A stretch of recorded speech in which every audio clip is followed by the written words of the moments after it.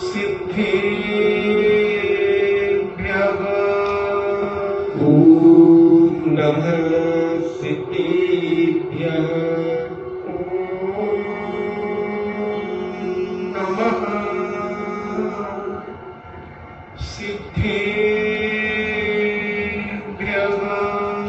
ॐ नमः सिद्धिभ्यः नमो अरिहन्ताणम्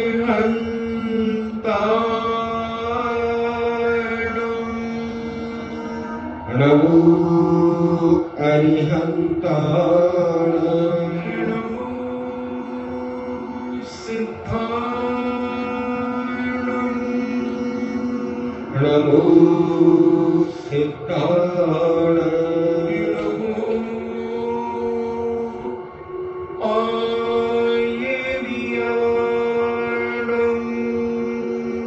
नमो आयर्याणम् नमो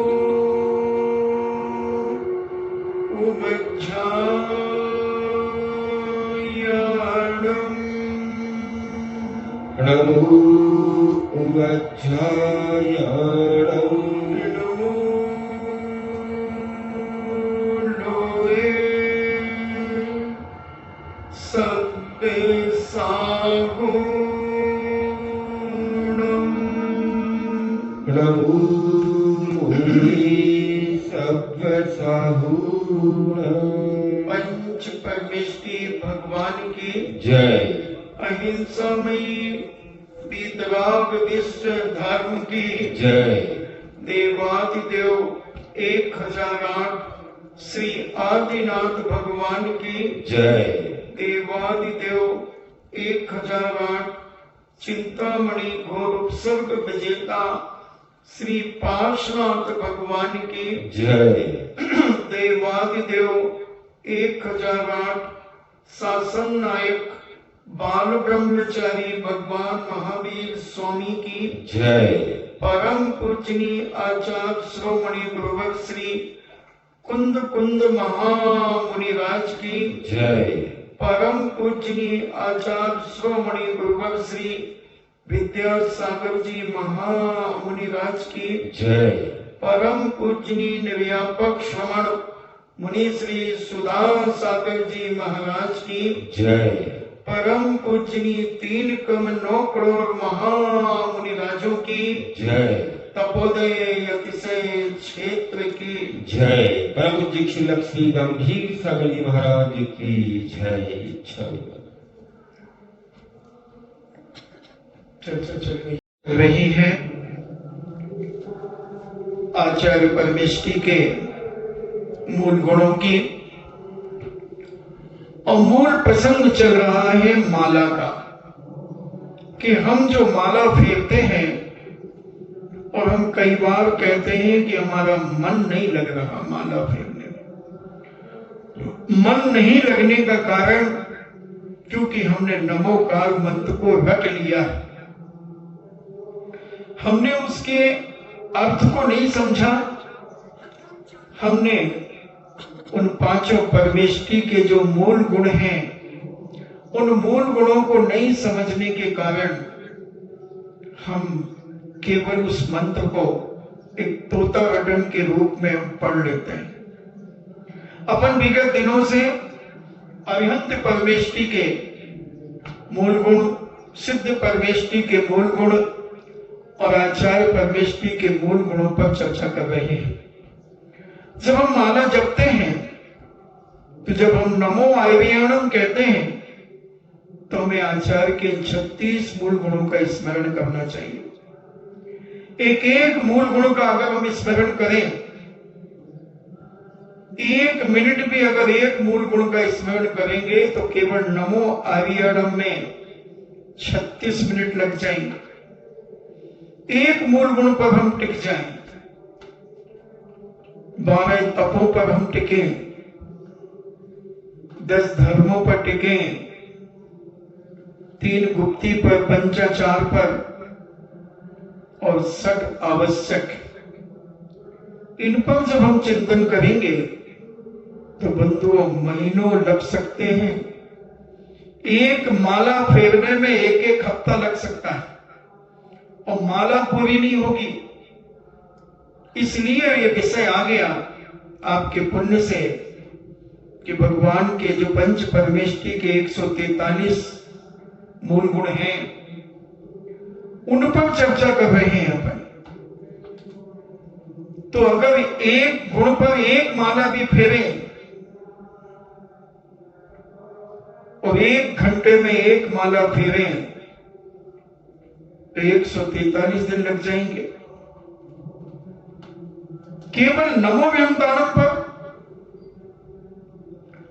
टिक जाएं और एक एक मूल गुण पर हम विचार करें, उसकी महिमा के बारे में विचार करें। जन्म के 10 अतिशय, केवल ज्ञान के 10 अतिशय, देवकृत 14 अतिशय, अष्ट प्रातिहार, अनंत चतुष्टय, सिद्ध परमेष्टि के 8 मूल गुणों पर और आचार्य परमेष्टि की चर्चा अपन कर रहे हैं। तो ऐसी भक्ति भाव से जब माला फेरता है एक भक्त, किसी का फायदा हो या ना हो, मगर उसके अंतरंग में एक अलौकिक शक्ति जागती है। इस मंत्र की जो शक्ति है वो अंदर से जागृत होती है और उसके अंदर एक ऐसा विल पावर मजबूत होता है। उसके अंदर अंतरंग की शक्ति ही बंधुओं सबसे बड़ी शक्ति होती है। पूज्य मुनि श्री के जो प्रवचन चल रहे हैं वो स्वयं के अनंत चतुष्टय पर चल रहे हैं।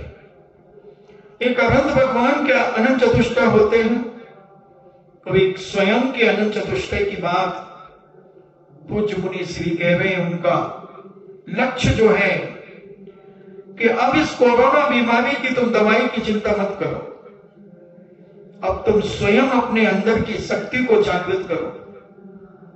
और अंदर की शक्ति जब हमारे अंदर की जागृत होती है तो हम अपने जीवन में बहुत कुछ पा लेते हैं।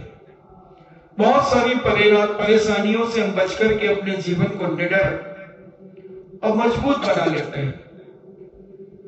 और यही मजबूती ही हमारे जीवन में अवरोधक शक्ति का काम करती है।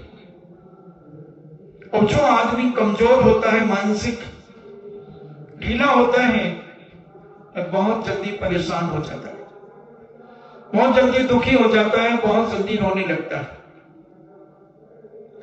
और रोने वाले व्यक्ति की शक्ति छीन हो जाती है। इसलिए संत महंत भगवत कहते हैं कि अपने अंदर की शक्ति को पहचानो। और जब अंदर की शक्ति का भान हमें हो जाता है, अपनी पहचान जब हमें हो जाती है, तो हम फिर अपने आप को कमजोर नहीं समझते। एक शेर का बच्चा भेड़ों के बीच में रह गया, नवजात शिशु था और बहुत सारी भेड़ें जंगल में बिचड़ कर रही थी और वो सिंह का बच्चा उन्हीं भेड़ों की भीड़ में चला गया और धीरे धीरे वह उनके साथ ही रहने लगा।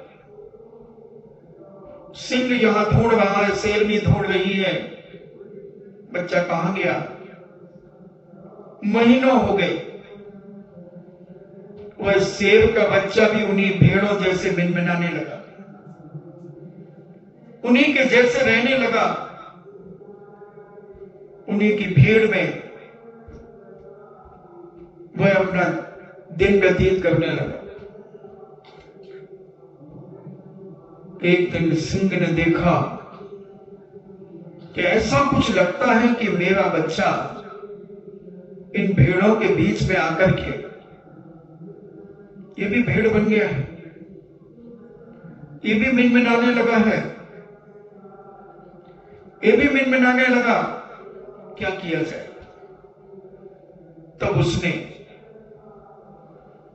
जब एक भेड़ एक तालाब में पानी पीने के लिए चारों तरफ से भेड़ें थी, पानी पी रही थी। सिंह ने दूर से देखा कि उसमें एक शेर का बच्चा भी है, शेर का बच्चा भी है। तब शेर दहाड़ा और उसने दूर से ही दहाड़ा, सारी भेड़ें भागने लगी, सारी भेड़ भागने लगी और सिंह छलांग लगाता लगाता अपने बच्चे के पास आ गया और उसको पकड़ लिया। बोले तू कहां भाग रहा है? वो भेड़ों जैसे मिनमिनाने लगा। वो कहता है अरे पागल, मैं तुझे दिखाता हूं तू कौन है, आ मेरे साथ। और घाट पर ले गया। अब उससे कहता है देख तेरी शकल और मेरी शकल में क्या अंतर है। पानी तालाब का बिल्कुल शांत था। सिंह का चेहरा दिखा, सिंह की पूरी आकृति दिखी और जो अपने आप को मेमना मान बैठा था, भेड़ मान बैठा था, वह भी देखता है, पानी को देखता है, सिंह को देखता है, पानी को देखता है, सिंह को देखता है। सिंह कहता है क्या सोच रहा है? लगा दहाड़ एक बार, लगा दहाड़। और सिंह ने पुनः एक दहाड़ लगाई। शेर का बच्चा भी दहाड़ गया, वो भी दहाड़ गया। शेर कहता शाबाश, एक बार फिर, एक बार फिर। 5-7 बार उससे जब दहाड़ लगवाई, उसे एहसास हो गया कि ओहो ये मेढ़े तो भागती जा रही है, मेरी दहाड़ से भाग रही है। जो अभी मैं इनके साथ रह करके मैं भी मैं कर रहा था। शेर कहता है चल, तेरी मां बहुत दिन से दुखी है, चल तू मेरे साथ। और वह भेड़ के साथ जाता है, शेर के साथ जाता है और उसे चारों तरफ अपने भाई, पिता, चाचा जब दिखते हैं तो उनको देखकर वह इतना आनंदित होता है कि मेरे पास भी इतनी शक्ति थी, मगर मैं पागल उन भेड़ों के साथ रह रहा था। ऐसे ही जैनाचार्य संत महंत भगवत कहते हैं कि जब सब तरफ से पुरुषार्थ करने के बाद तुम्हें सफलता ना मिले तो तुम घबराना मत, तुम अपने अंदर की शक्ति को जागृत करना, तुम अपनी शक्ति को पहचानने का प्रयास करना। तुम्हारे पास भी इतनी शक्ति है कि ब्रह्मांड को हिलाया जा सकता है। एक आत्मा में अनंत शक्ति है। अगर वो शक्ति जागृत हो जाए तो सारा ब्रह्मांड हिल सकता है। 3 लोक क्षोभ को प्राप्त हो सकता है। जब एक तीर्थंकर बालक का जन्म होता है, 3 लोक में क्षोभ हो जाता है। नारकी भी एक समय के लिए शांति का अनुभव करते हैं। जहां 24 घंटे मारकाट होती है, जहां 24 घंटे एक दूसरे के जीवन के साथ खिलवाड़ किया जाता है, उस भूमि पर भी एक समय के लिए शांति का अनुभव। पूरे 3 लोक के अंदर स्वर्गीय देवताओं के आसन कंपायमान हो जाते हैं। स्वर्गीय देवताओं के छत्र, घंटे, शंख की ध्वनियां होने लगती हैं कि कोई महाशक्ति ने जन्म लिया है, कोई महाशक्ति ने जन्म लिया है। एक आत्मा ने जब जन्म लिया तो इतना क्षोभ को हो गया, तो वही शक्ति, वही आत्मा तो हमारे पास भी है। इसलिए आदमी को परेशान होने की जरूरत नहीं, घबराने की जरूरत नहीं। जब भी उसे घबराहट और कमजोर महसूस हो, अपने आप में कमजोरी महसूस हो, तो उसे याद रखना चाहिए कि जो शक्ति मर्यादा पुरुषोत्तम राम में है वही शक्ति मेरे पास है, जो महावीर स्वामी में है, जो आदिनाथ भगवान में है, वही शक्ति मेरे पास भी है। बस मुझे याद नहीं है अपनी शक्ति का और उन्हें याद है अपनी शक्ति का। ऐसा ज्ञान जब अंदर से अंतरात्मा से स्फुटित होता है तब आदमी के अंदर एक शक्ति जागृत हो जाती है। ऐसे ही जब हम इस मंत्र का जाप करते हैं तो मन वचन काया की एकाग्रता के साथ जब हम उत्तम क्षमा धर्म का ध्यान करेंगे, जब हम उत्तम मार्दव धर्म का ध्यान करेंगे, जब हम उत्तम आर्जव धर्म का, इसके विपरीत आर्जव धर्म के विपरीत चलने से इतनी परेशानियां हो जाती हैं, सारी इज्जत मिट्टी में मिल जाती है, मायाचारी करने से हमारा जीवन बर्बाद हो जाता है। तो वह अपनी शक्ति की खोज करता है। कहां ये शक्ति? अंतरंग भाव मन कहता है पागल, कहां ढूंढ रहा है? तेरे अंदर ही विद्यमान है ये शक्ति, तेरे अंदर ही विद्यमान है ये शक्ति, तो क्यों परेशान हो रहा? और वह इस शक्ति को पहचानता है और देखता है कि वो इतनी गजब की शक्ति, इसी आर्जव धर्म के पालन करने से मनुष्य के अंदर एक निर्मल गुण प्राप्त हो जाता है, इतना निर्मल पवित्र विमल भाव पैदा हो जाता है और उस निर्मलता से चारों तरफ से इज्जत पाना शुरू कर देता है। अच्छा, तीन लोक की सारी सारभूत शक्तियां, सारभूत सुख जो है इसी आर्जव धर्म से प्राप्त होता है। तीन लोक में जो सुख है वो उसी सरलता के कारण ही पैदा होता है। आदमी जितना सरल, जितना सहज होता चला जाता है, उसकी चर्चा उतनी होने लगती है, उतना लोग उसे स्वीकार करने लगते हैं, उसकी बात पर विश्वास करने लगते हैं। तीर्थंकर आदि की जो विभूतियां जो प्राप्त होती हैं इसी आर्जव धर्म से ही होती है, क्योंकि जब प्रत्येक प्राणी के प्रति हमारा सरल परिणाम हो जाएंगे, प्रत्येक प्राणी के प्रति निर्मल भाव हो जाएंगे, और सम्यक दर्शन तो है ही। जब विनय संपन्नता हमारे अंदर जागृत हो जाएगी, सारे अहंकार से हम दूर हो जाएंगे, तो तीर्थंकर प्रकृति का बंध हो जाएगा। हम भावना भाएंगे कि हे भगवान, जैसी सरलता मेरे अंदर आ गई है ऐसे दुनिया के हर प्राणी के अंदर सरलता आ जाए और दुनिया का हर प्राणी सुख शांति और समृद्धि से परिपूर्ण हो जाए, उसके जीवन में कोई परेशानी ना हो, कोई परेशानी का प्रभाव उसे प्रभावित न कर सके। ऐसी विशाल भावना लेकर के जब एक आर्जव धर्म का पालन करने वाला जीव अपने जीवन में इस आर्जव धर्म को बढ़ाता चला जाता है और तीर्थंकर का पाद मूल अगर उसे मिल जाता है, यानी सानिध्य मिल जाता है, तो वह तीर्थंकर प्रकृति का बंध कर लेता है, तीर्थंकर प्रकृति का बंध कर लेता है।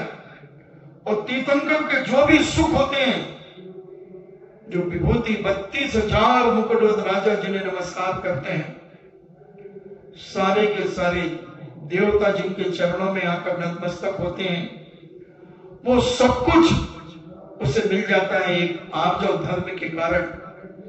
एक पवित्र सरलता के कारण, बस सरलता ऊपर से अकेली ना हो, अंदर से भी सरलता हो।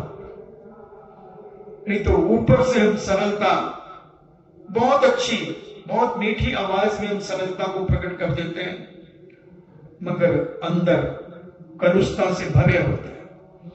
अभी मैं सामायिक कर रहा था, बहुत सारे कौवे, बहुत सारी चिड़िया, बहुत सारे सारस पक्षी, बहुत सारी गिलहरियां, बहुत सारे कुछ जानवर, कुछ पक्षी मुझे ऐसे भी लगे जो एक से लगते हैं। कोयल भी थी वहां पर। कोयल और कौवे में ज्यादा फर्क नहीं दिखता, मगर कोयल को सब पसंद करते हैं, कौवे को कोई पसंद नहीं करता। कोयल की आवाज कितनी मीठी होती है। 4 बजे से 5 बजे से कोयल बोलने लगती है, आम के पेड़ पर बैठ करके कुहू कुहू करती है। हमने नहीं देखा कि किसी ने कोयल को उड़ाया हो, मगर कौवे को लोग उड़ाते हैं। कौवा अगर बोलता है तो उसे भगाने का प्रयास करते हैं, मगर कोयल जैसे छली, कोयल जैसे बेईमान, दगाबाज कोई ऐसा पक्षी नहीं होगा। इतनी बदमाश है कोयल, इतनी बदमाश और इतनी चालाक है, लोग समझ नहीं पाते। कोयल बहुत मीठा बोलती है, बहुत मीठा बोलती है, लोग उसकी आवाज से बहुत प्रभावित होते हैं। लोगों को उपाधि भी दे दी जाती है। कोई व्यक्ति, कोई मां, कोई बहन, कोई बेटी जब बहुत सरल बोलती है तो लोग कहते हैं इसकी कोयल जैसे आवाज, कोयल कंठ मिला इसे। मैं सोचता हूं कि कोयल का कंठ तो मिल गया, कोई बात नहीं, मगर कोयल जैसे इसकी बुद्धि ना हो जाए, कंठ तक सीमित रहे तो बहुत अच्छी बात है। तो महाराज जी वो क्या करती हैं? वो बदमाश, वो छली, वो मायाजाली से युक्त, जब वो कोयल गर्भवती होती है तब वह अंडा देने के पहले खोज करती है कि कहां, कौन सी कौवी ने कहां पर अंडा दिया है, और उस कौवे की जगह पर स्वयं चुपचाप अंडा देकर के आ जाती है और पूरा लालन पालन उस कौवी से कराती है और स्वयं मस्ती करती है, स्वयं मस्ती करती है, घूमती फिरती रहती है। सेव संडे को कोयल, वो कौवी सारी देख रेख करे, कौवी अंडा फूटने पर आज उसके लिए भोजन पानी लाए, कौवी सब कुछ। और जैसे ही वो उड़ने योग्य होती है तो वो छली मायावी कोयल उस समय आती है जब कौवा और कौवी नहीं होते, और उससे प्यार करती हुई उसको उड़ाने का प्रयास करती है, उड़ाने का प्रयास करती है। और जब वो उड़ने लगती है तो एक दिन उड़ा करके ले जाती है। कौवी और कौवा दुखी हो जाते हैं कि मेरा एक बच्चा कहां चला गया। देखना उसकी मायाचारी ऊपर से इतना मीठा बोलती है कि तुम साफ सुनते होगे, तुम्हें बहुत अच्छा लगता होगा, क्योंकि तुम्हारे यहां बहुत सारे आम के पेड़ लगे हुए हैं। और आम के पेड़ पर बैठ करके ऐसी कोयल क्या बोलती है, किसी को बुरा नहीं लगता। चाहे वो 3 बजे रात से क्यों ना बोलने लगे, 4 बजे से बोलने लगती कभी कभी तो, क्योंकि मैं तो 3 सवा 3 बजे उठ जाता हूं। तो वह कोयल इतनी बोलती है और सबको अच्छा लगता है, मगर उसका छल और छलावा हमारे चौकीदार साहब तो सुनते ही रहते होंगे। उसका छल छलावा बेचारी कौवा और कौवी ही जानते हैं, बहुत कम लोग जानते हैं। ऐसे ही इस मृत्यु लोक में, मनुष्य लोक में भी ऐसे बहुत सारे लोग होते हैं जो बड़ा मीठा बोलते हैं, ऊपर से बहुत सरल होते हैं और अंदर गरल भरे रहते हैं। अंदर से इतने ज्यादा जहरीले होते हैं वो, ऊपर से बहुत मीठे होते हैं। बहुत मुस्कान रहती है उनके चेहरे पर और ऐसी सरलता दिखाएंगे, ऐसी सरलता कि उनकी सरलता देख करके नए नवाड़ा व्यक्ति तो प्रभावित हुए बिना नहीं रहता। जब उनके साथ कुछ दिन रहना सीखता है आदमी, जब उनके साथ उठना बैठना चालू करता है आदमी, जब फिर उसका छल कपट मायाचारी उसकी प्रकट होती है, धीरे धीरे प्रकट होती है। और जो समझदार होता है वो पहले दिन ही पहचान लेता है, वो सावधान हो जाता है पहले से ही कि यह है आस्तीन की नागिन, यह है आस्तीन का सांप, मेरे साथ रहकर के कब मुझे डस लेगा मैं समझ भी नहीं पाऊंगा। इसलिए आस्तीन का सांप और आस्तीन की नागिन ये बहुत फेमस है। नीतिकारों ने, नीति शास्त्र ग्रंथों में कहा आस्तीन के सांप से बच के रहना, यानी जो तुम्हारे साथ उठ रहा बैठ रहा है, बोल रहा है, चाल रहा है, उससे भी बच के रहना। उसे आस्तीन का सांप कहा पुरुषों के लिए और माताओं बहनों के रहने वाले को नागिन कहा कि उस नागिन से बच के रहना, कब फुसकार दे और तुम देखते रह जाओ, तुम सोच भी ना सको कि ये भी हमारे साथ ऐसा धोखा कर सकता है। जब धोखा होने के बाद तुम्हें पता चलेगा और तुम उससे कहोगे तो ऐसा साफ सुथरा बनकर के निकल जाएगा तुम्हारे बीच में से, तुम्हें फंसा करके चला जाएगा। बहुत सारे केस हमारे पास तो आते ही रहते हैं, बहुत सारे दुखी आदमी भी आते रहते हैं और जब मैं सुनता हूं और जब उनको जानता भी हूं, अच्छा उन्होंने ऐसा कर दिया, हाँ महाराज, कोई विश्वास नहीं करता, कोई विश्वास नहीं करता, क्योंकि उसने अपना ऊपर का मुखौटा ऐसा बना करके रखा है,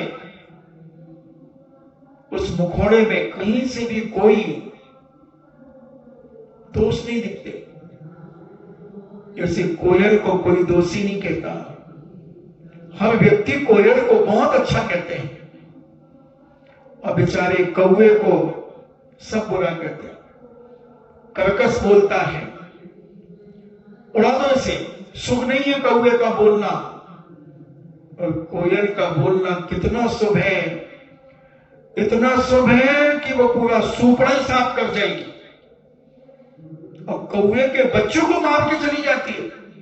समझना बात को, अपना बच्चा तो उड़ा ले जाएगी और उस कौवे के बच्चों को मार देगी, मार देगी। जिसने तेरे बच्चे को पाला, खिलाया पिलाया सेया, और तू इतनी दुष्कर्म निकली कि अपने बच्चे को ले जाने के पहले उसके बच्चे को मार करके अपना बच्चा ले गई। इससे बड़ा छल दुनिया में और क्या होगा बंधु। इसलिए हमारे संत महंत भगवंत कहते हैं कि भैया अगर अपने जीवन में इस मनुष्य पर्याय को पाया है तो इसको समझो, इस मनुष्य पर्याय की दुर्लभता को समझो। कोई ऐसे नहीं मिल गई मनुष्य पर्याय एक झटके में, कहां कहां तुमने और हमने जन्म लिया है, कहां निगोद की गोद से निकल करके, निकस भूमि, निगोद से निकल करके पृथ्वी कायिक बने, निकस भूमि जल पावक भयो, जल बने, अग्नि बने, वायु बने, वनस्पति बने। दुर्लभ लई जो चिंतामणि, बहुत दुर्लभता से लट बने जो मटर की फल्ली में निकलती है, बहुत दुर्लभता से। पृथ्वी काय बन गई तो 22,000 वर्ष की आयु अगर मिल गई उत्कृष्ट से, तभी वो आयु को भोगो। 22,000 वर्ष की आयु सोचना चाहिए। जल बन गए, 60,000 वर्ष की आयु जल का एक जीवों की।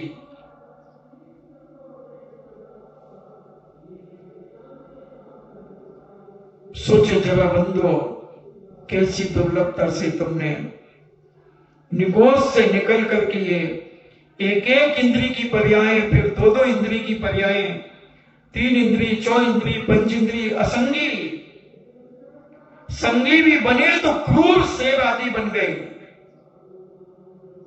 कितनी दुर्लभता हो, कितनी दुर्लभता इस मनुष्य पर्याय जो तुमने पाई है, कोई सरल नहीं। कितने पापड़ बेले, कितनी मेहनत की है तुमने इस मनुष्य पर्याय को पाने के लिए। और कहीं ये अंतिम पर्याय हुई, क्योंकि 2000 सागर वर्षों में मात्र 48 भाव मिलते हैं। 16 स्त्री के मिलते हैं, 16 पुरुष के मिलते हैं और 16 किन्नर के मिलते हैं। और भैया अगर ये अंतिम पर्याय हुई और इसमें अगर हम वही छल कपट मायाचारी धोखेबाजी करके मर गए और ये अंतिम रही, तो बस बंधुओं गए धारो धार 84 लाख योनियों में। फिर 2000 सागर तक तड़पते रहो। कहां कहां जाओगे, कहां कहां मरोगे, कहां कहां जियोगे। बहुत दुर्लभ है जब जीव कांड पढ़ते हैं, पंच परावर्तन जब पढ़ते हैं बंधुओं, रूह कांप जाती है, आत्मा कांप जाती है। कहां कहां जन्म लिया तुमने। काल परिवर्तन, ओहो सर्पणी काल में जन्म लेते चले गए। एक एक समय बड़ा है। क्षेत्र परिवर्तन। एक व्यक्ति ने मुझसे पूछा दिवाली के पहले, महाराज जी आप कहां के हैं? मैंने कहा बिजोलिया। तो हंसने लगा। मैंने हंस क्यों रहे हुआ? बोले महाराज जी आप बिजोलिया के हो ही नहीं। मैंने क्या बात करते हो यार, मैंने बहुत सारे मकान बिजोलिया में, सब छोड़ दिए मैंने उनको।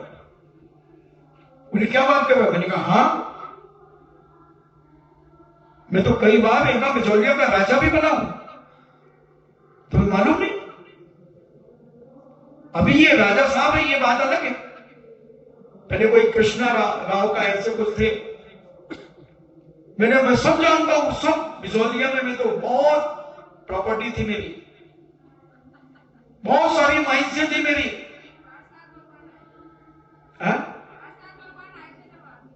हम थे ना, तुम्हें पता नहीं तो तुम्हारी गलती है, मुझे तो मालूम। एक भी दुनिया में ऐसी जगह नहीं जहां मैं ना रहा हूं।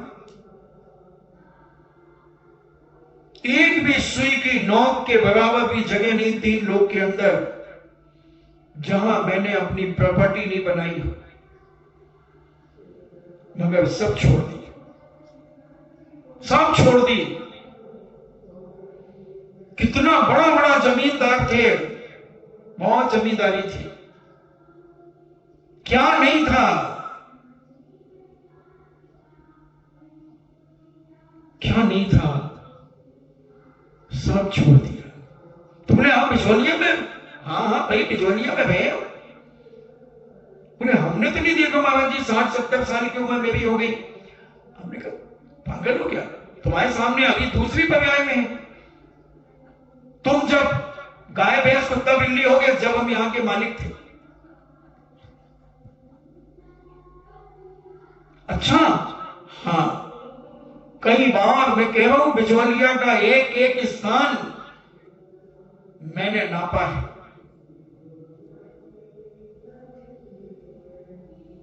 क्योंकि अभी तक मोक्ष नहीं हुआ, तो कई बार इस 84 लाख योनियों में मेरा जन्म हुआ है, अनंतों बार हुआ है भैया। और ये पंच परावर्तन अनंतों बार किए हैं। पूज्य सर्वार्थ सिद्धि में पंच परावर्तन की बात कही। भूख आप जाती है, आदमी अपने आप छल कपट से रहित हो जाता है कि ऐसी ऐसी वेदनाएं, ऐसी ऐसी परेशानियां अपनी जिंदगी में जीना पड़ती हैं। इसलिए पहले सजाएं चौराहों पे दी जाती थी। आज भी कई देशों में खुले चौराहों पे सजाएं दी जाती है।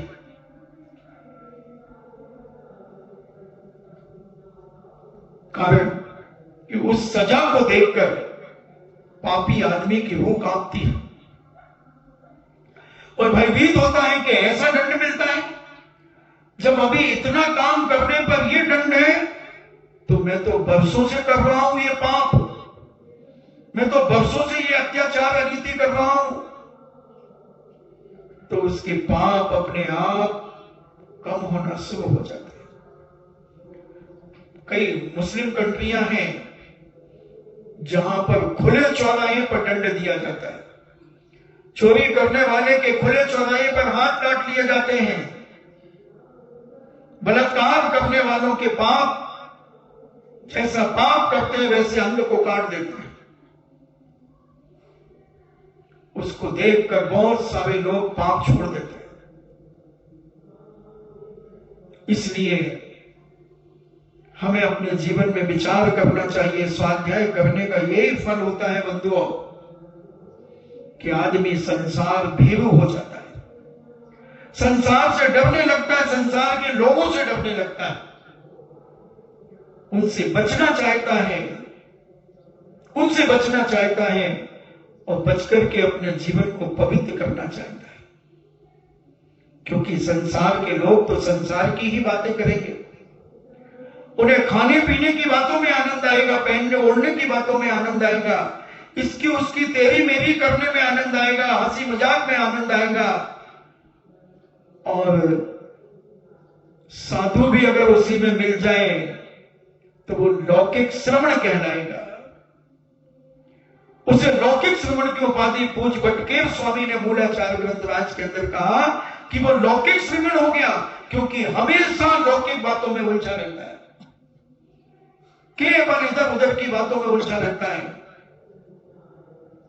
कोई भी तरीके से बैठे रहे मेरे लोग, मेरे पास लोग ऐसा उलझा के रखता है, उसे लौकिक श्रवण कहा। और जहां धर्म की चर्चा के बाद कोई चर्चा होगी, नियम से राग द्वेष पैदा कराएगी, नियम से राग द्वेष पैदा कराएगी, मायाचारी छल कपट कराएगी। इसलिए हमारे आचार्य श्री कहते हैं ज्यादा ग्रस्तों से मतलब मत रखो। 10-5 मिनट के बाद आशीर्वाद दे दो, चलो फटाफट। बोलो ही नहीं, सबसे अच्छा बोलो ही मत। तो वो कितनी देर बैठेगा? नहीं बोलोगे तो कितनी देर बैठेगा? अपने आप उठ के चला जाएगा। तुम प्रभावित मत हो उनसे, वो तुमसे प्रभावित हो जाए तो बात अलग है, क्योंकि तुमने तो ये सब जंजाल छोड़ दिया है। अगर एक परिवार छोड़ के तुमने 500 परिवार बना लिए अपने, तो तुम काहे के साधु रहे, तुम काहे के महाराज रहे, काहे के छुल्लक जी रहे, काहे के एलक जी रहे, काहे की आरिका रही, काहे के मुनि महाराज रहे। इसको फोन लगा रहे, उसको फोन लगा रहे, इसको पूछ इतने दिन हो गए तू आया नहीं, क्या बात है, इसी में उलझ गया।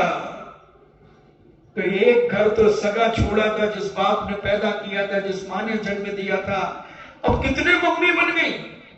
कई साधुओं की बहुत सारी मम्मी होती है, बहुत सारे पिताजी होते हैं, बहुत सारे बेटा बेटी होते हैं। खिलाते हैं महाराज लोग साधुओं को, बच्चों को, उनके हाथ पकड़ करके चलते हैं। अब बोलो, अरे भैया बाप बनना था तो फिर गृहस्थी बसा लेते। बच्चों के हाथ पकड़ करके चलना ये भी एक मायाचारी है कि हम उस बच्चे के साथ प्यार करेंगे, बच्चे से दोस्ती करेंगे तो उसके माता पिता हमसे अपने आप जुड़ेंगे। ये भी जोड़ने का बहुत अच्छा तरीका है, गृहस्थ को आकर्षित करने का तरीका।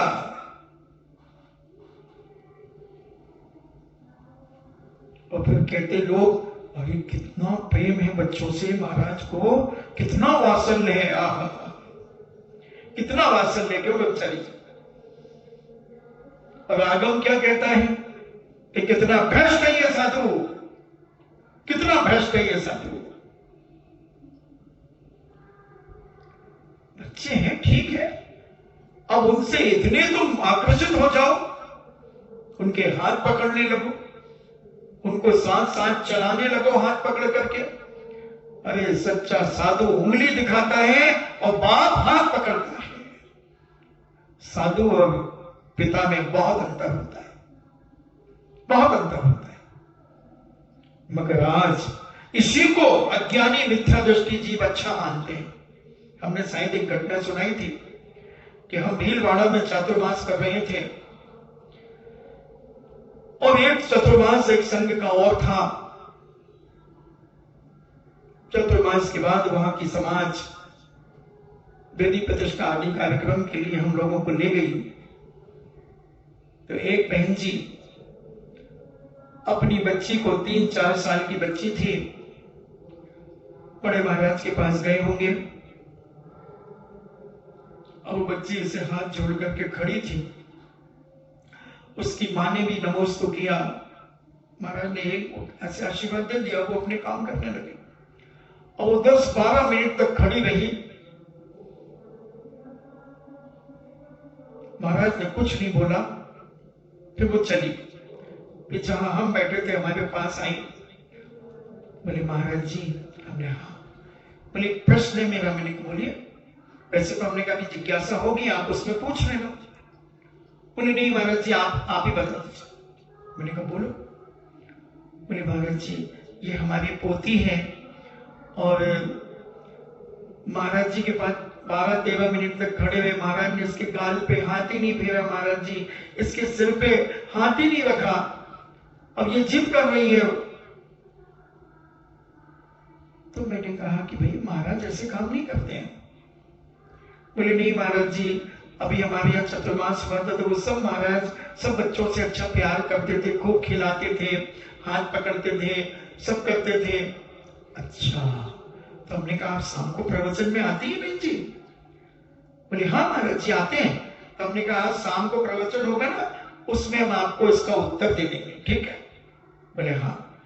फिर मैंने पौन घंटे उसका उतनी सी बात का उत्तर दिया।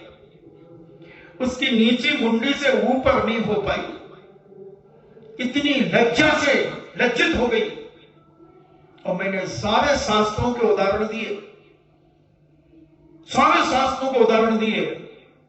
हमने कहा जो साधु ऐसे बच्चों को छूता है उसके अंदर वासना है, उसके अंदर स्पर्शन इंद्रिय बिजी नहीं है, उसने अभी स्पर्शन इंद्रिय का निरोध नहीं किया। और यह 5 इंद्रिय निरोध कहा जाता है साधु के लिए। क्यों छू रहा है तू बच्चों को? राग है, राग आग के समान है।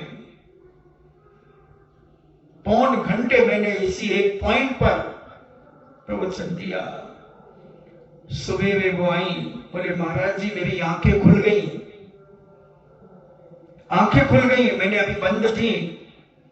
बोले हाँ महाराज, आपने जो प्रमाण दिए, जो गाथा बोली, प्राकृत की गाथा, संस्कृत की गाथा, और ग्रंथ मैंने लाइब्रेरी से वो ग्रंथ घर ले गई मैं रात को ही, और मैंने उनको पढ़ा तो मैं समझ गई कि अभी तक जो होता था वो पाखंड होता था और अब जो हुआ है वो सत्य वीतरागी धर्म का हुआ है। बोलो कौन माता पिता अगर कोई साधु तुम्हारे बच्चों को खिलाए तो किसको बुरा लगेगा? हमसे पूछना चाहिए। कौन खुशी नहीं होगा? सब यही तो सोचेंगे, वाह महाराज जी बच्चों से बहुत प्यार करते हैं, कितने अच्छे महाराज है, बहुत वात्सल्य करते। भाई हमारे यहाँ तो ऐसे साक्षात चतुर्थकाल का चतुर्मास हो रहा है। बच्चे तो इतने बच्चों को प्यार करते, भाई कोई बच्चों को ऐसे कान में हाथ फेर देते, हाथ पकड़ लेते, हाथ से hi thank you very much कर लेते, क्या क्या नहीं करते। बहुत अच्छा भाई, धन्य है धन्य है। अब उस दिन का प्रवचन सुन के खिन्न है खिन्न है। वो महिला ऐसी खिन्न हो गई, ऐसी खिन्न हो गई कि शायद जिंदगी में कभी इतनी खिन्न नहीं हुई होगी। मैं समझ गया अब इसके अंदर सम्यक दर्शन जाग गया। अब इसे जैन दर्शन की वाणी पर विश्वास हो गया। दिगंबर जैन दर्शन की महिमा इसके अंदर समझ में आ गई। थोड़ा बहुत स्वाध्याय करती थी, मगर उस दिन के बाद उन्होंने कहा कि महाराज जी अब मैं स्वाध्याय करूंगी। 2-3 साल 4 साल हो गए। 15 में हुआ था चातुर्मास, 5 साल लगभग हो गए। अब उसकी आंखें खुली, उसी दिन से खुली।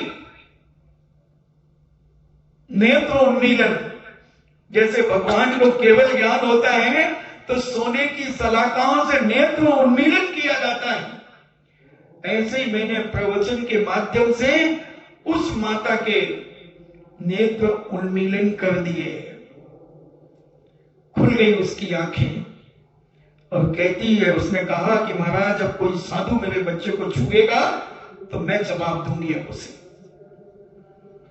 मैंने कहा वाह, जय सिया राम, हो गया काम।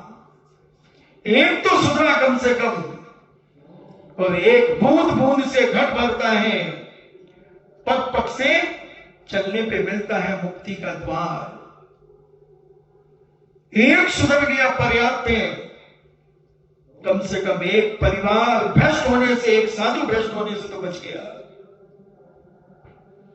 अगर प्रत्येक मां बहन भाई सही ढंग से प्रवचन सुनने लगे और स्वाध्याय करने लगे तो साधुओं के शिथिलाचार खत्म हो जाए। बंधुओं, हम जान जान करके अंध बने।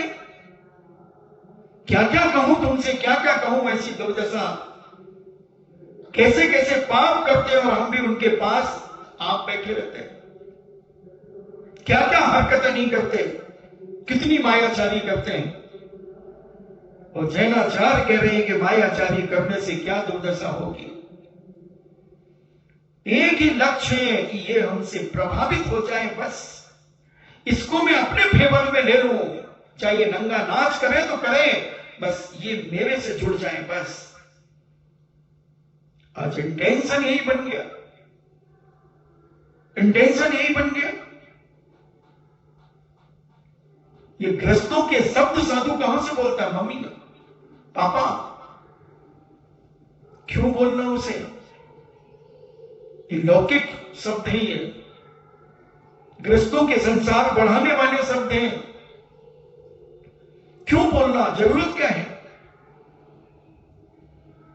महाराज जी प्रभावित नहीं होंगे ना अगर ऐसे नहीं पूछेंगे तेरी मम्मी कहां है?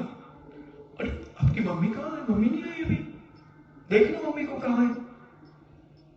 अपनी सगी मम्मी को इतने प्यार से कभी नहीं बोला होगा। पूछो, मैंने तो कई बार पूछा, कई बार पूछा, मगर अगर उसको ढंग से नहीं बोलेंगे तो वो आएगी नहीं। कैसी कैसी दशा। ये सारा का सारा मायाचार का फंडा जब फूटेगा कौन बचाएगा भैया? कौन बचाएगा? साक्षात महावीर स्वामी भी नहीं बचा पाएंगे। इसलिए मैं कहता हूं हर व्यक्ति से स्वाध्याय करो।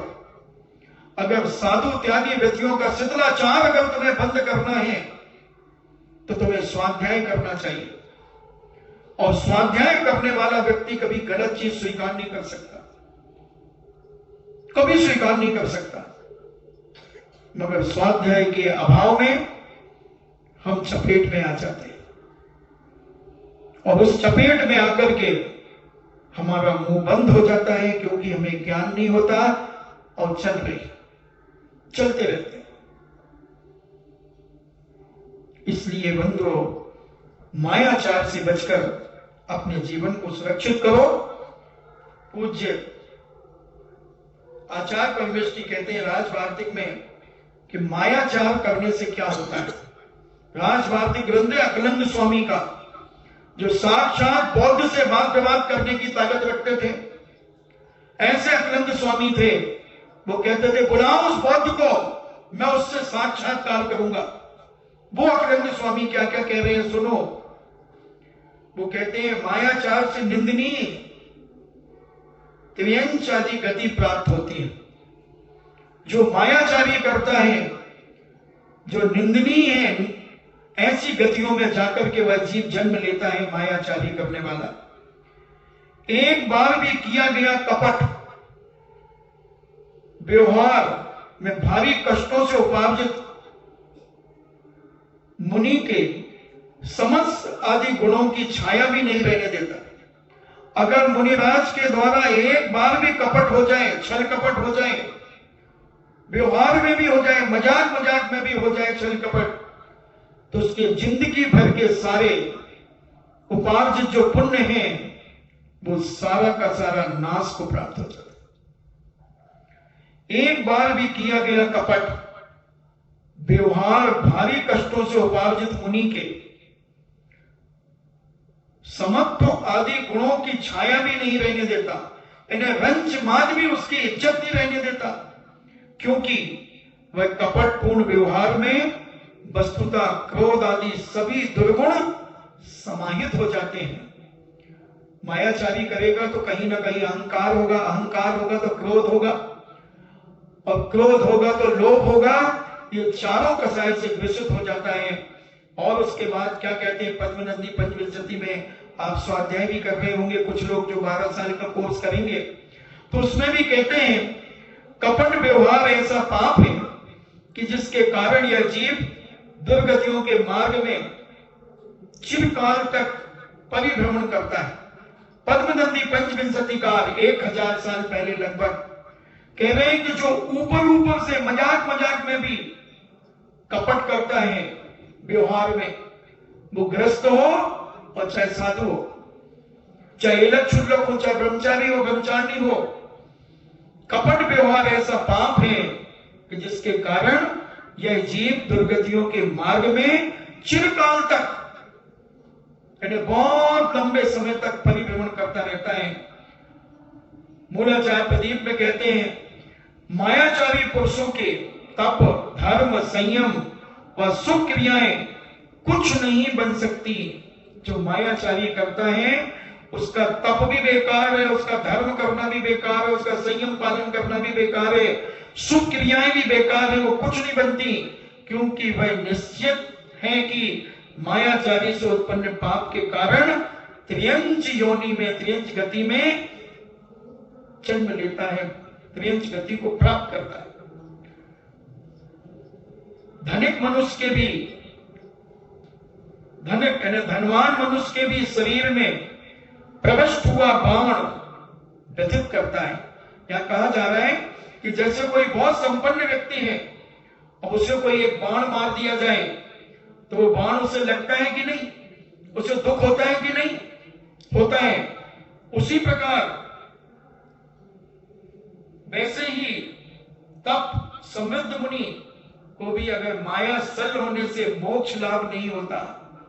अगर कोई मुनि खूब तपस्या करता है, सब कुछ करता है, वो माया सल है उसके अंदर, वो इतने दिन से नहीं आया, उसको फोन लगाओ, उसको ये करो वो करो, ये सल जो लगी है तो उसके जीवन में उसका कल्याण नहीं हो सकता। छली व्यक्ति का कोई विश्वास नहीं करते, सभी उससे द्वेष करते हैं, उसे अपमान सहना पड़ता है, सुजन उसको मान नहीं देते। सुजन यानी जो सज्जन पुरुष है उसे मान सम्मान नहीं देते, उसकी इज्जत नहीं करते, वह अपने संबंधियों का भी शत्रु होता है, उसका अल्प अपराध भी महान माना जाता है।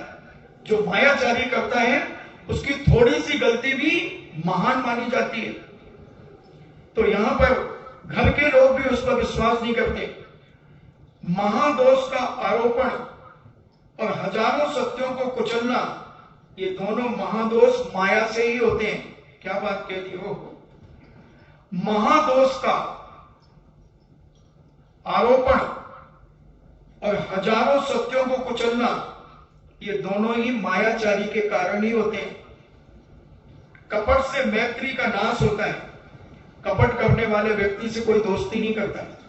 एक ध्यान में आ गई एक घटना। एक रीछ और लोमड़ी दोनों जा रहे थे और एक आदमी और दो मित्र जा रहे थे। तो लोमड़ी ने सोचा कि दो आदमी हैं, दोनों को एक एक खा लेंगे। तो रीछ ने कहा कि तू दूर हट जा। अब उन व्यक्ति ने देखा कि रीछ आ रहा, तो वो चुपचाप लेट गया, श्वास रोक करके लेट गया। और जो उसका साथी था उसके पास बंदूक थी, मगर वो बंदूक लेकर के पेड़ पे चढ़ गया, पेड़ पर चढ़ गया। और रीछ ने देखा तो रीछ मरा हुआ आदमी नहीं खाता, वो शिकार करता है। तो उसने उसके 2-3 चक्कर लगाए। वो आदमी श्वास रोक करके पड़ा रहा, उसके कान को सूंघा, मुंह को सूंघा, हाथ पैर सूंघे और रीछ चला गया। जान रहा, रीछ यानी भालू। और ऊपर से वो आदमी जो उसका मित्र था वो देख रहा था। जब भालू चला गया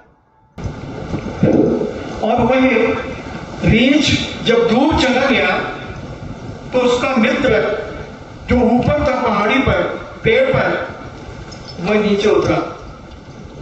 अब उससे कहता है कि भालू क्या कह रहा था तुमसे?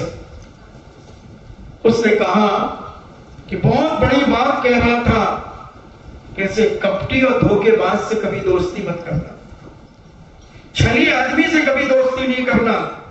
जब तेरे पास बंदूक थी और तू मुझे अकेला छोड़ करके चला गया तो कपटी से मैत्री नाश करा देती है।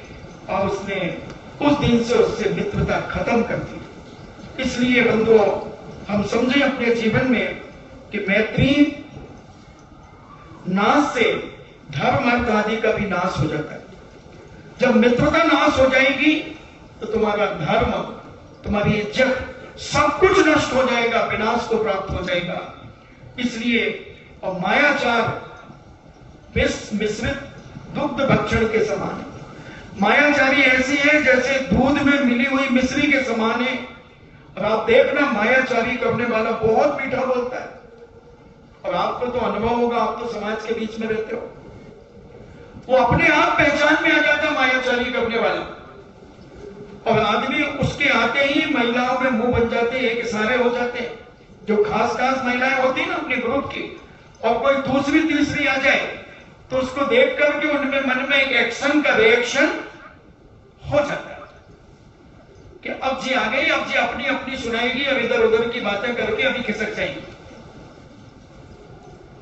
तो ऐसे लोगों को कहा उन्होंने कि मायाचार विष मिश्रित दुग्ध भक्षण के समान है। जैसे दूध तो है, मीठा है, मगर उसमें विष भी मिला हुआ है। खीर बहुत अच्छी बनी, बहुत अच्छी खीर बनी, जिसमें काजू किशमिश बादाम पिस्ते छुआरे आदि सब डले हुए हैं, मगर उसमें एक छुटकुली की पूंछ भी डली हुई है। तो ऐसे ही कुछ लोग अपनी जिंदगी में रहते हैं कि बड़ा मीठा बोलेंगे, सब कुछ करेंगे, मगर जहर उगल देंगे। तो उन्होंने कहा कि मायाचार विष मिश्रित दुग्ध के समान भक्षण करने के समान है। यह मृत्युकार का विनाश करता है और स्वामर्ण की हानि करता है। इन्हें दोस्ती में भी हानि करता है और मुनि पद, एलक, क्षुल्लक आदि के पद की हानि कर देता है, फिर तुम्हारे ग्रस्तों की तो बात ही अलग है। और कहते हैं भगवती आराधना में जो 1900 साल पहले लगभग लिखा गया, मायाचार से नीच गोत्र, स्त्रीपना, मैं नहीं कह रहा हूं मुझसे लड़ने मत आ जाना, मायाचार करने से स्त्रीपना मिलता है जो तुम्हें मिला। मैं नहीं कह रहा हूं, मैं निकाल के दे दूंगा प्रमाण भगवती आराधना में। नहीं भाई, कोई को बुरा लगे तो भाई मैं तो डरता हूं, सीधा साधा आदमी, तो मैं तो डरूं कि भाई मारे ऊपर केवे कि महाराज देखो भाई कहीं कहीं बात केवे, कोई को डाउट हो जाए कि मारे ऊपर केविया, तो इसलिए मैं ग्रंथ का प्रमाण और दे देता हूं, और जिसको देखना हो वो मेरे पास आके प्रमाण देख लेगा। बच्चे जरूर है कि मैं उसको विस्तार करता हूं, क्योंकि ग्रंथ की भाषा तुम्हें पूरी समझ में तो आएगी नहीं। अगर मान लो किताब की भाषा सारी की सारी बच्चों को समझ में आने लगे तो स्कूलों की क्या जरूरत है, टीचर की क्या जरूरत है, वो तो ऐसे समझ पढ़ के दे देंगे एग्जाम। तो इसलिए हम तुम्हें उसको सरल बनाते हैं, तुम्हारी भाषा में बोल देते हैं जिसमें तुम्हें वो समझ में आ जाए। तो मायाचार से नीच गोत्र, स्त्रीपना, किन्नरपना और त्रियंच गति मिलती है। मायावी सैकड़ों भावों में अन्य लोगों से अनेक उपायों के द्वारा ठगा जाता है, और ऐसा छली कपटी अनेक सैकड़ों भावों में ऐसा छल कपट से युक्त होकर दूसरों से भी ठगा जाता है। जो जीव पूर्व भाव में छल कपट से दूसरों को ठगते हैं और वंचना से प्राप्त धन संपत्ति के द्वारा अपने ही शरीर को पोषते हैं, वे मरकर के त्रियंच योनि में जन्म लेते हैं। वहां पर प्रयत्न पूर्वक पाले पोसे उनसे पुष्ट शरीर मांसाहारियों की उदरदरी में समा जाते हैं, और ऐसे त्रियंच बनकर के जो हष्टपुष्ट मांसाहारी जीव जानवर होते हैं उन्हें खाकर के उनके जीवन को समाप्त कर देते हैं।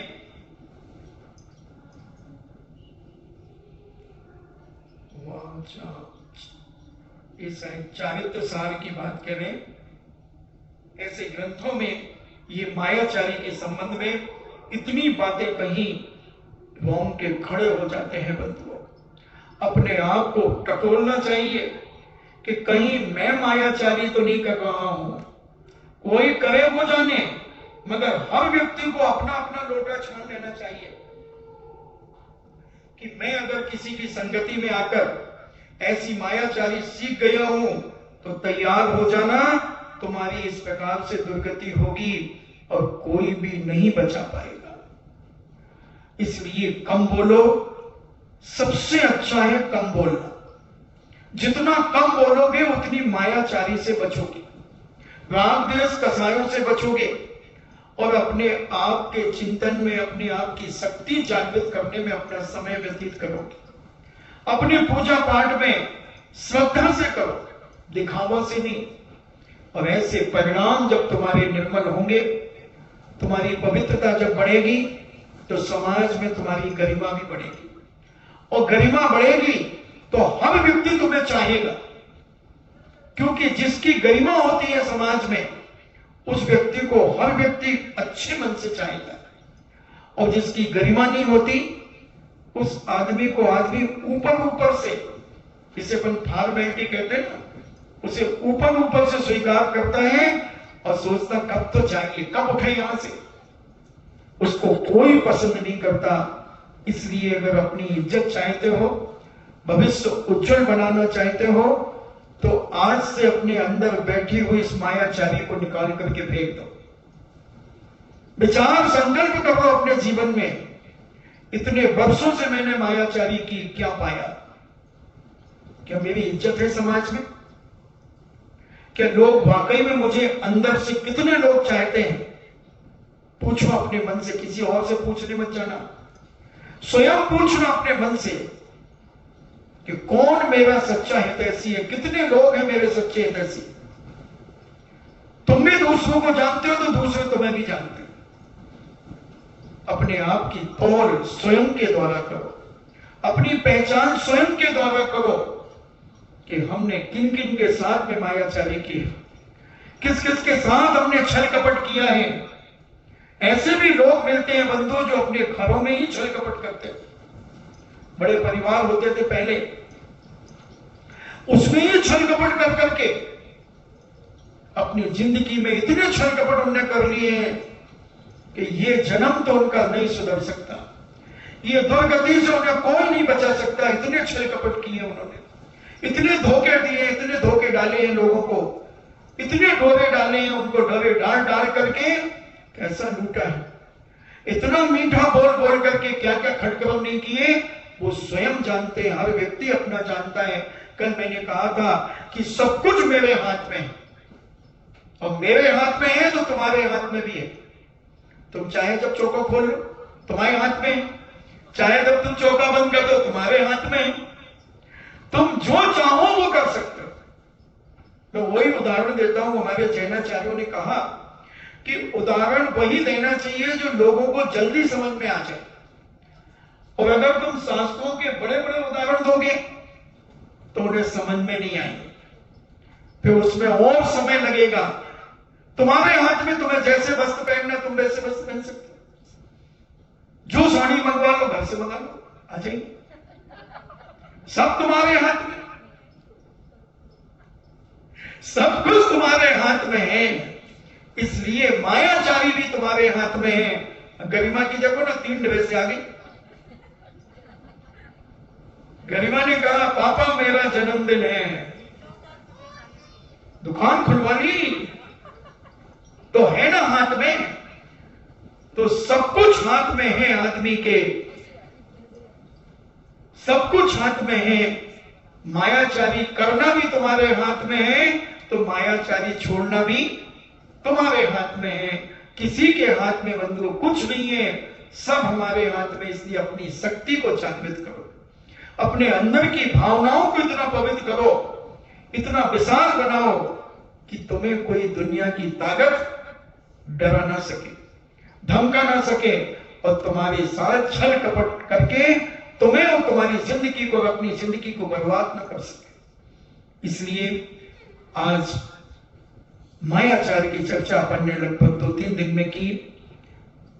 हो सकेगा तो कल शौच धर्म की चर्चा करेंगे। शौच धर्म, सोच और सोच में अंतर है। कल उसकी अपन व्याख्या करेंगे, कल समझने का प्रयास करेंगे, और जो आएगा समझ में वह सुनाएंगे। इन्हीं मंगल भावना के साथ जिनवाणी स्तुति।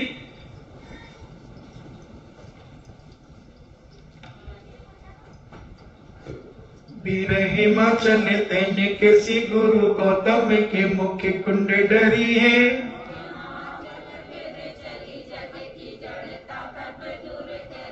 ज्ञान पयो निधि माही वली बहु भंग तरंगन सोचरी है।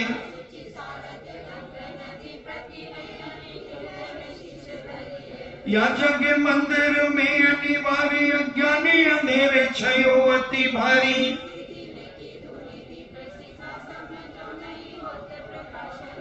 तो किसे भांति पदार्थ पाति कहाँ है ते अभिचारी।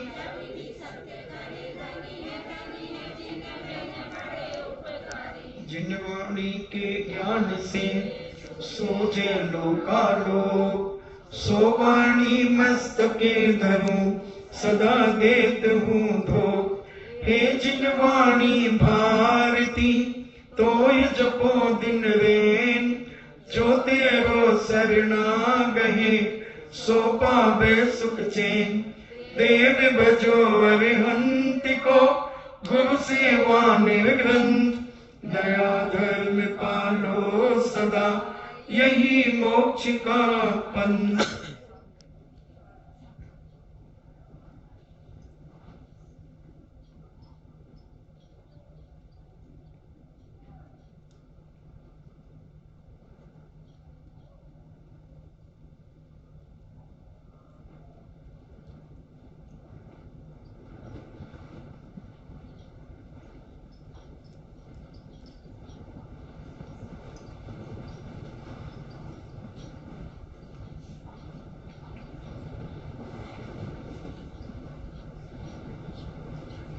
परम पूजनीय द्वादशांग जिनवाणी माता की सुत देवता सुत देवता सुत देवता जैनम जेतु शासनम जैनम जेतु शासनम जैनम जेतु शासनम।